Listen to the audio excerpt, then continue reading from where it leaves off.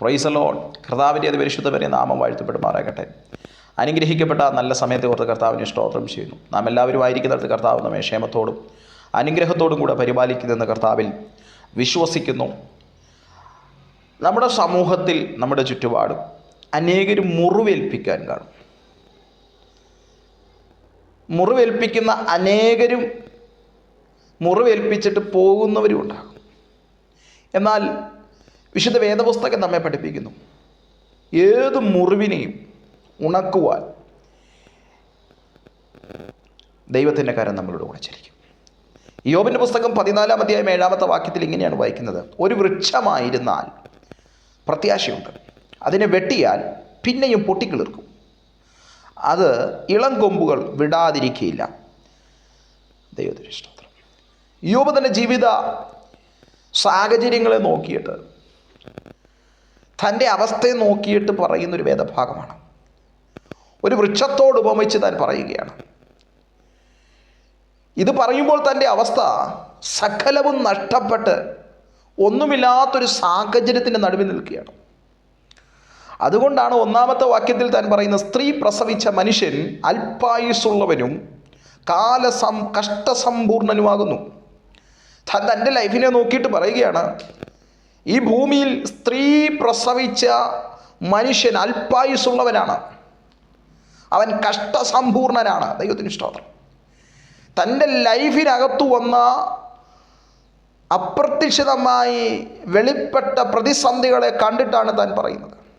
പക്ഷെ തൻ്റെ പ്രത്യാശയാണ് താൻ 14-ാമത്തെ അധ്യായം 7-ാമത്തെ വാക്യത്തിൽ പറയുന്നത്, ഏതൊരു വൃക്ഷമായിരുന്നാലും അത് വെട്ടിയാൽ എന്തു ചെയ്യും? ആമിഷ്ടോത്ര പൊട്ടിക്കിളിർക്കും. അതിനൊരു പ്രത്യാശയുണ്ട്. വൃക്ഷമായിരുന്നാൽ പ്രത്യാശയുണ്ട്.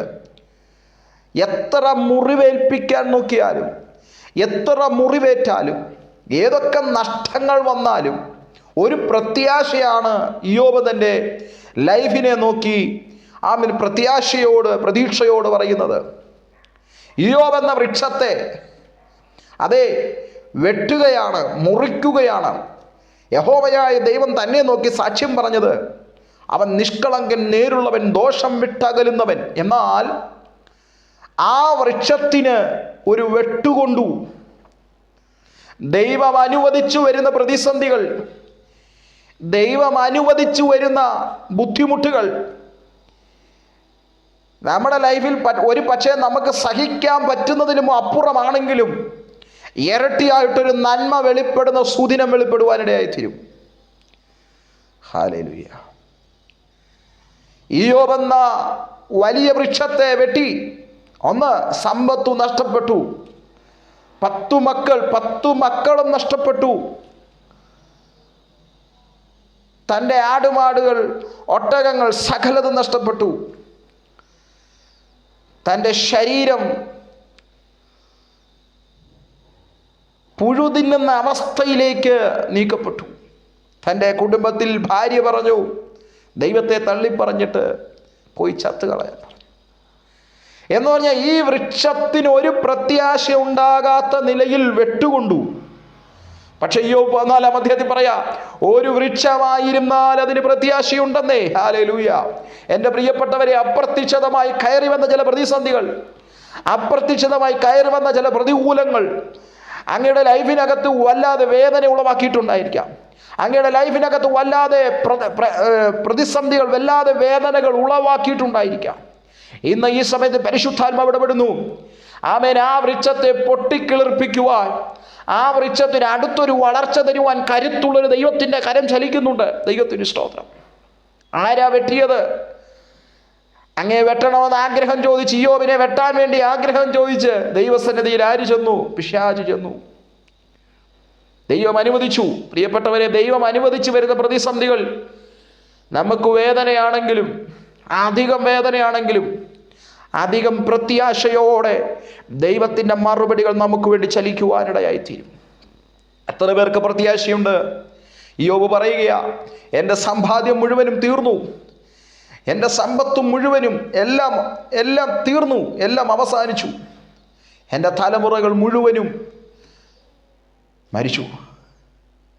പക്ഷെ യോബ് പ്രത്യാശയോടെ പറയുക, എനിക്കൊന്നറിയാം, എൻ്റെ തലമുറകൾ മരിച്ചു, എനിക്കിനി ഒരു തലമുറ ബാലൻസ് ഇല്ല.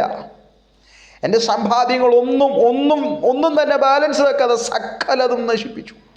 എൻ്റെ ശരീരത്തിൻ്റെ ബലം മുഴുവനും ക്ഷയിച്ചു, സകലതും അവസാനിച്ചു എന്ന് കൂട്ടുകാരും വീട്ടിലുള്ളവരും പറഞ്ഞു.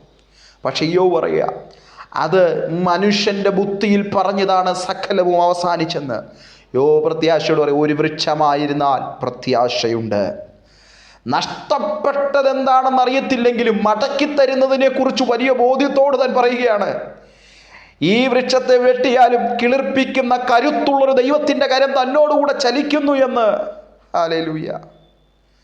താൻ പ്രത്യാശയോട് പറയുന്ന വാക്കുകളുണ്ട്, യഹോവ തന്നു, യഹോവ എടുത്തു, അവൻ്റെ നാമം വാഴ്ത്തപ്പെടട്ടെ.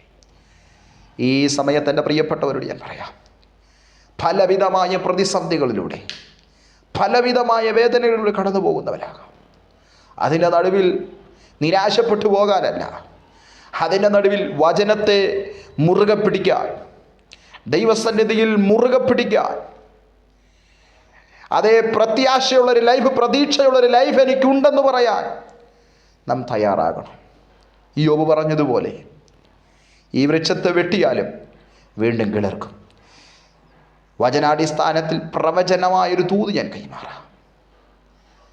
ദൈവം അനുവദിച്ചു വന്ന പ്രതിസന്ധികൾക്കകത്തുനിന്ന് എഴുന്നേൽപ്പിക്കാൻ, ദൈവം അനുവദിച്ചു വന്ന പ്രതികൂലങ്ങൾക്കകത്തുനിന്ന് എഴുന്നേൽപ്പിക്കാൻ ദൈവത്തിൻ്റെ കരം ചലിക്കും. ഹല്ലേലൂയ. അതുകൊണ്ട് അയ്യോ പറയുന്നത്, എൻ്റെ വീണ്ടെടുപ്പുകാരൻ പൊടിമേൽ നിൽക്കുന്നു.